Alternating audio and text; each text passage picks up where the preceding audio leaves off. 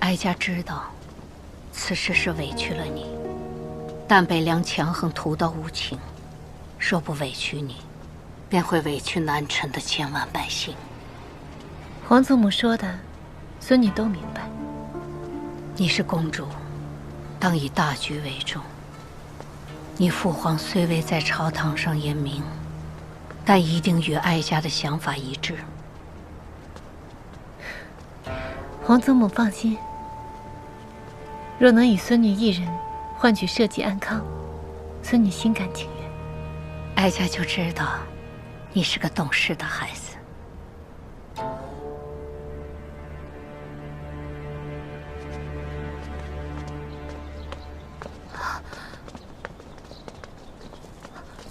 公主，你不是在休沐吗？怎么今日有空来这儿了？你叫哪位公主？静安公主好。公主，我来看看你。你来的正好，那与我一起陪一陪静安公主。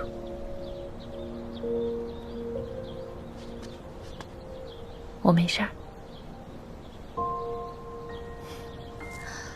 王阿兄去哪儿了？三王子说，南陈连和亲这等小事都拖拖拉拉，要去找他们理论。就是，王阿兄雄才武略，是北凉真正的男子汉，有什么不好的？真正的男子汉不是应该有勇有谋，尊重他人的意愿，而不强迫别人吗？你说什么？哦，下官未曾说别人，只是感慨我南陈的男儿大多如此。静安公主怎么有些不开心啊？哼！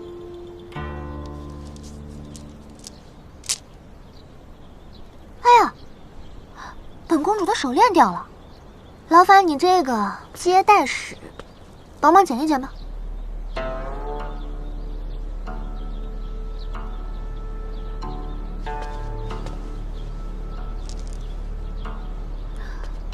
你们南陈的地似乎不太干净啊，本公主的靴子都沾了不少的尘土，劳烦你这个接待使臣帮我擦一擦。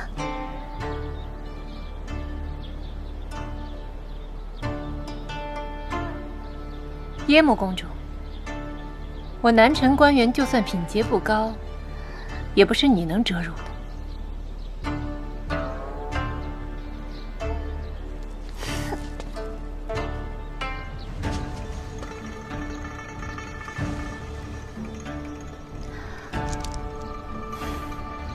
脏，本公主不要了。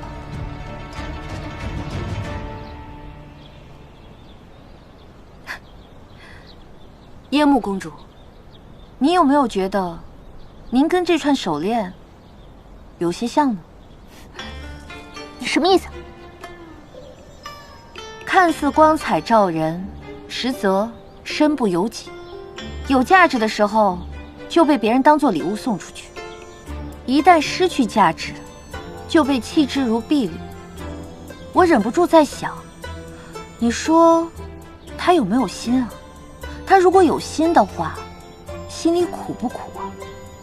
他当真就愿意讨好一个自己并不喜欢，甚至不了解的人吗？果然是一张巧嘴。燕幕景出使至今，半点便宜也没讨到，怎么会突然沉不住气？肆意挑衅南陈官员，还一直在整理香炉。公主，我还有些急事，今日陪不了您了。你能来，我就很高兴了。去忙吧，我想让您更高兴。告辞。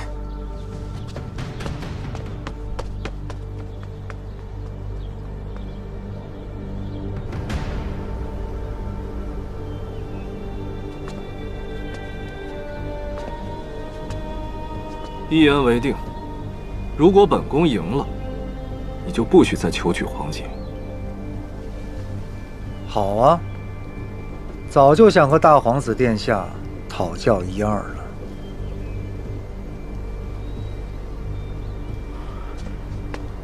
殿下，您伤势未愈，可不能鲁莽。本宫就算豁出性命，也绝对不会让皇姐远嫁。大殿下，你腿上还有伤，让我来吧。可是你，区区小事，何须由殿下？下官可以带路。好啊，反正谁来都一样。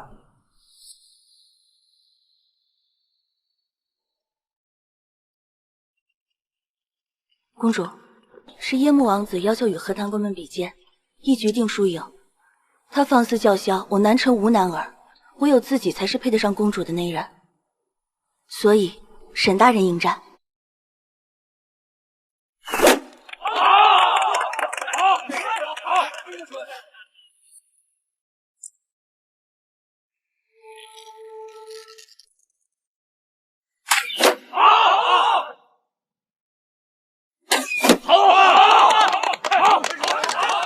公主，我阿兄比你们南城的男儿厉害多了吧？沈主事，请吧。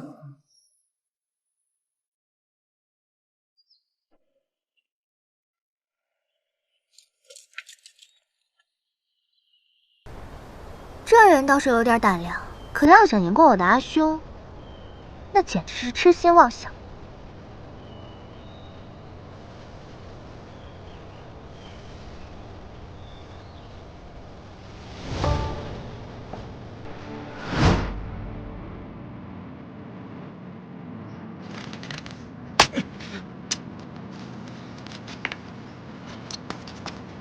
我让你偷偷去读书，我让你偷偷去读书，你就是个猎户的命，你读什么书啊？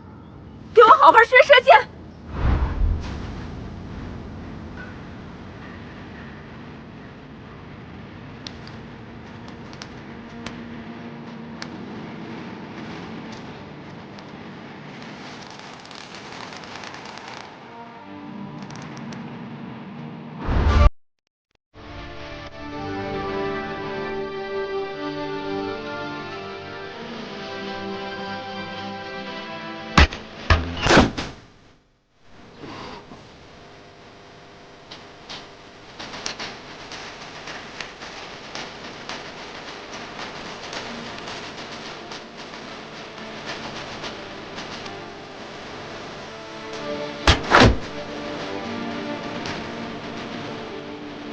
他这么卖力，是为了你？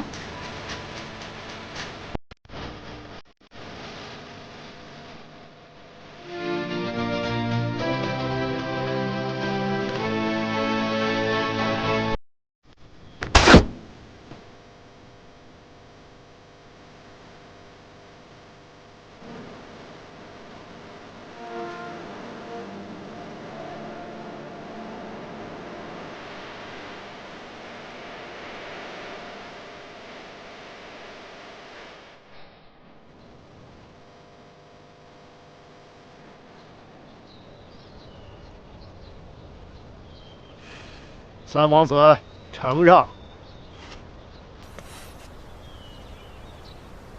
你我都是3剑3中，你只不过用了一些雕虫小技，哪里赢了本王啊？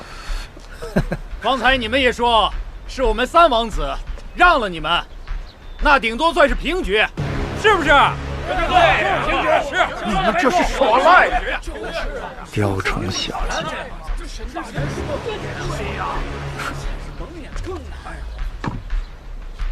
回府。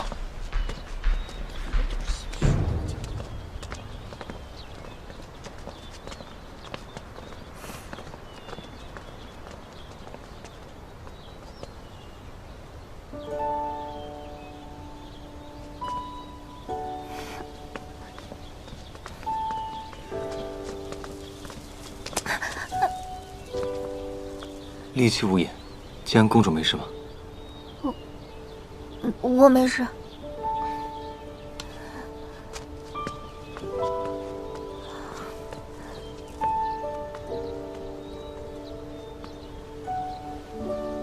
公主，本宫是南辰公主，若能以我一人换得边疆安宁，哪怕只有几年，让边关的战士有更多的时间养精蓄锐，也是值得的。沈大人，无需如此费心。公主此言差矣，本宫哪里说错了？下官从不以为牺牲一人便可以拯救一国，更何况以一女子换来的和平，何尝不是天下须眉男儿的耻辱？这就是公主的宿命。享得了天下奉养，就要回馈天下百姓。若要和平，便要牺牲公主，要我南辰朝廷何用？任何人都能为国牺牲，公主又如何？因为一样，也不一样。有何不一样？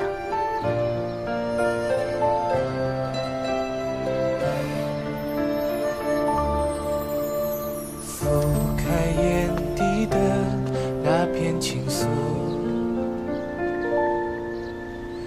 月光皎洁出来时路，梦似洪荒共度，若即若离若诉，绕一生剪不断错落的人间朝暮。与我不一样。尘世的烟花终究留不下漫天流沙，那惘然的衣裳，想问你如何作答？谁又在命运的悬崖，把离别公主，怎么了？没什么。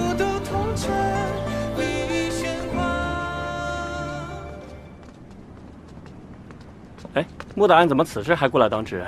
哦，还有些事情要做啊，那先告辞。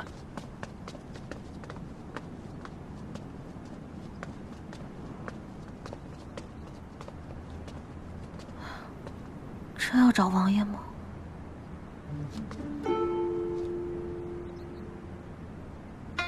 不行，为了公主的事，必须得找王爷。穆大人，啊，杵那儿干嘛呢？来找王爷？对，找王爷，有事要禀报。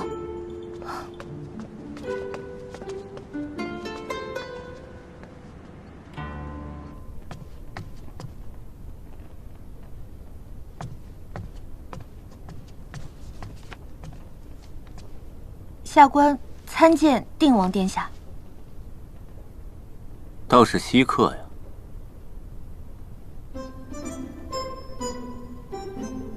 今日怎么有空来找我了？你不是一直躲着我吗？能怎么办呢？男色误人，天理难容啊！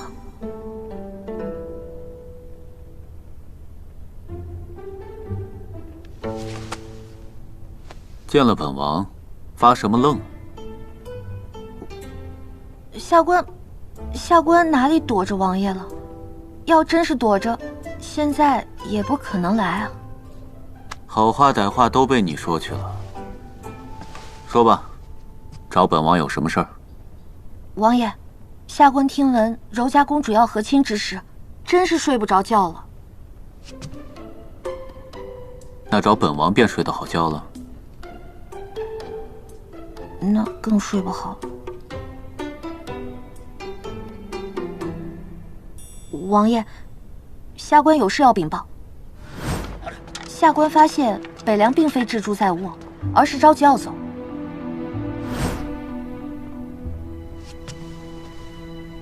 原来如此，那跟我们前些日子得到的情报都勾连上了。走吧。啊？去哪儿啊？既然知道了北凉有端倪，自然是去和叶幕景谈判。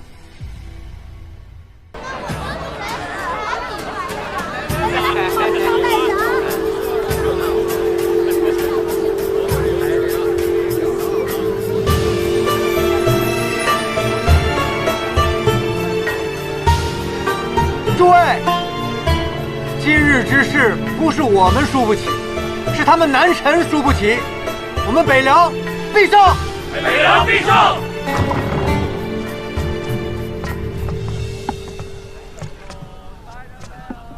定王殿下，不请自来，扰人清静，这便是你们南陈的待客之道吗？怎么，平日里三王子这么热衷于看本王是否善饮善战，今日本王特意来请你喝一杯，你倒反而没兴致了。姐妹们，咱们走吧。三王子，难道你不想问一问本王，今日何事来找你？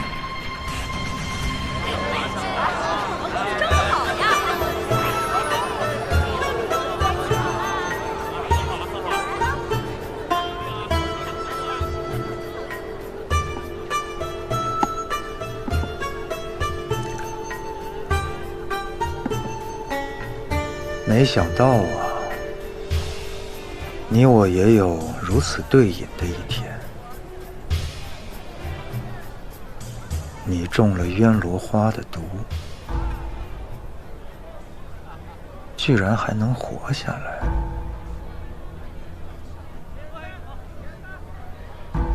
我南陈地大物博，神医数不胜数，区区渊罗花不算什么。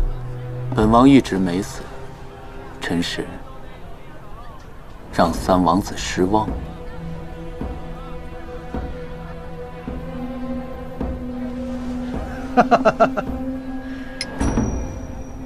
本王怎么会失望呢？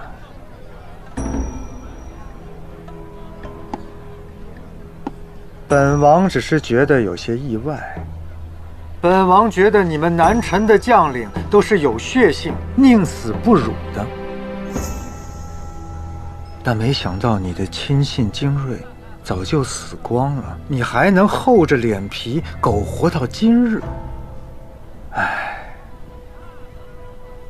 当年与你对垒，看你英勇杀敌，奋不顾身，可如今却如此惜命啊，定王殿下。三王子，你有尝过人血的滋味吗？那你是问对人了，我当然尝过。我也是。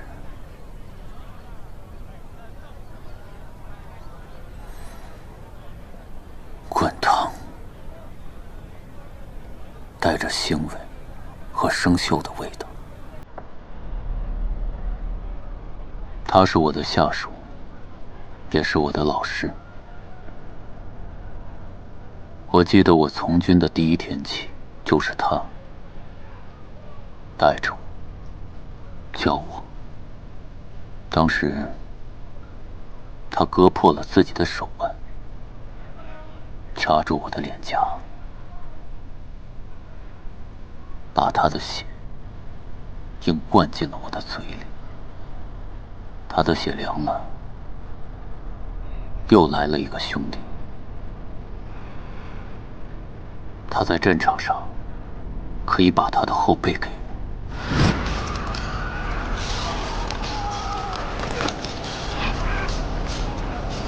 我，而在生死之际，他选择把命交给我。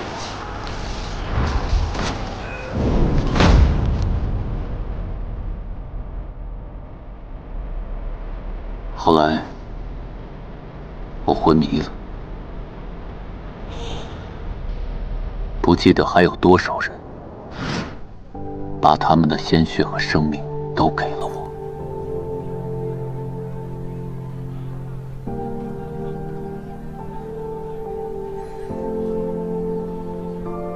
三王子，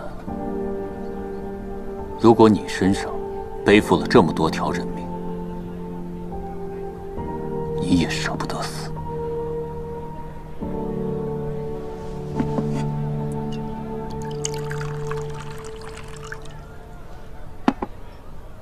你识破了我的布局，对我下了埋伏，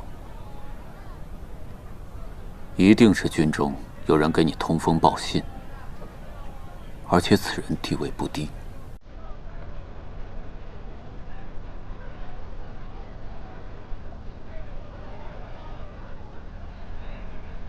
后来，我重伤昏迷，大军士气不振，你却没有趁此里外夹击，进行反攻，拿下一个大胜仗，然后以此作为谈判的条件，来为你们赢得更多的筹码。所以我想，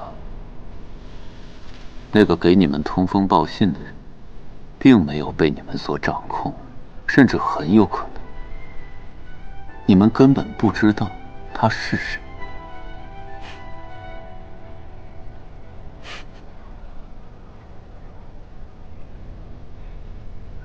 三王子，我来跟你谈个条件吧。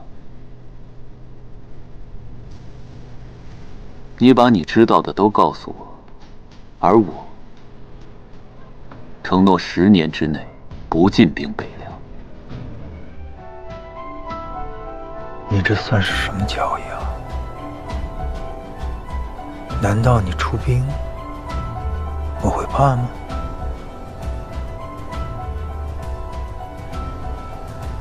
那下官觉着，你们一定会怕的。我们的定王殿下，并未如你们所愿日薄西山，而我们的大皇子殿下，少年英气，素来仇视北凉。何况三王子，像是着急要回北凉啊。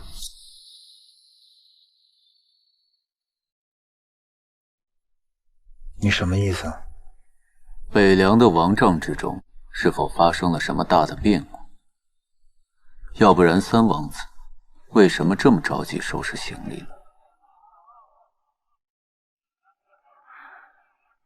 三王子远在定京，王帐之中只有大王子和二王子还死，这对你来说可是个非常不好的局面。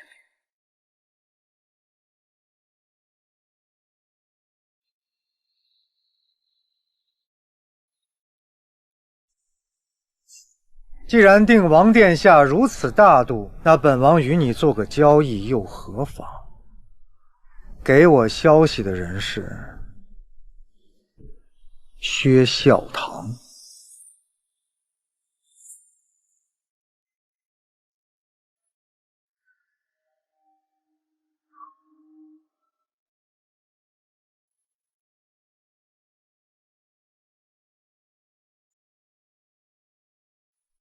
他一直藏匿在北凉，直至今次和谈，他扮成哑奴跟在我身边。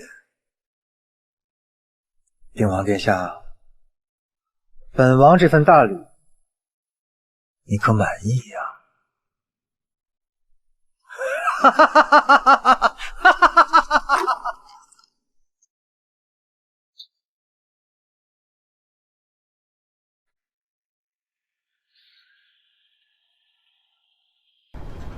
王爷，这叶幕锦明显不是要真心合作，而是故意要搅乱我南城的内政啊！你也看出来了，此人狼子野心，并非和平之辈，我可不信他。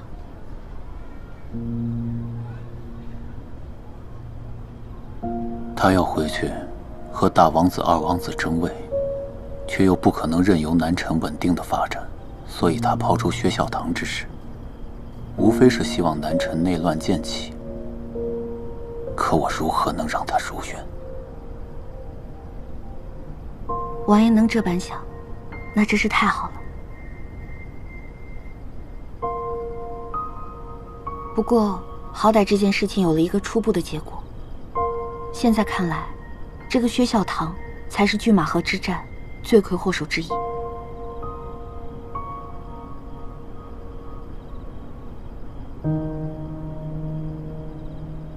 他是镇国大将军，在我南陈的威望极高。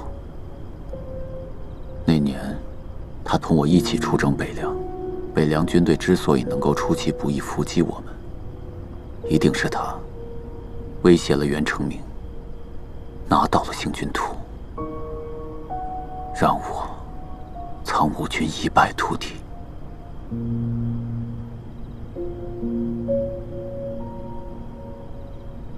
王爷，乾坤朗朗，日月昭昭，所有尘封之事，只要你不放弃，一定会得到最终的答案。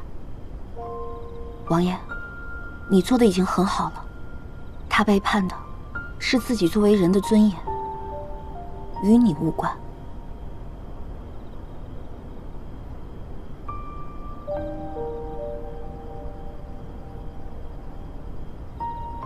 今日之后，和谈定会成功。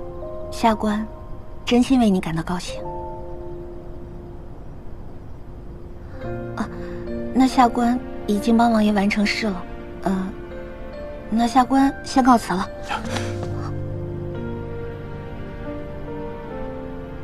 你为什么又跑？最近总是躲着我。难道我是洪水猛兽吗？你不是洪水猛兽，你让我心绪不宁。什么？没什么，没什么，王爷，只是下官最近需要平心静气，冷静冷静。王爷，我告辞了，告辞了。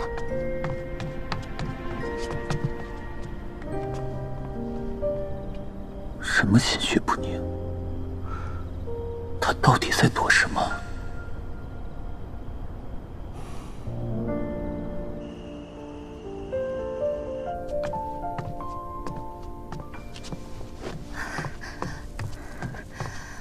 阿兄，你真的要回去吗？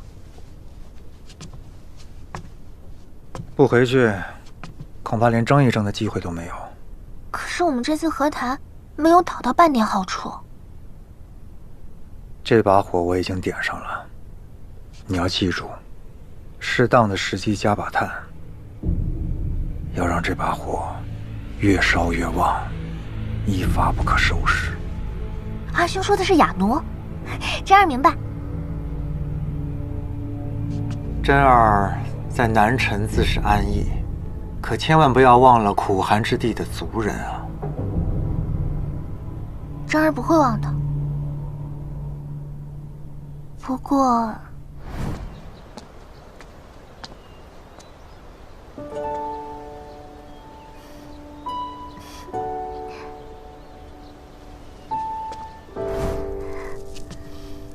只要能让这把火烧起来，不管是什么炭，都不重要的，对吗？那是自然。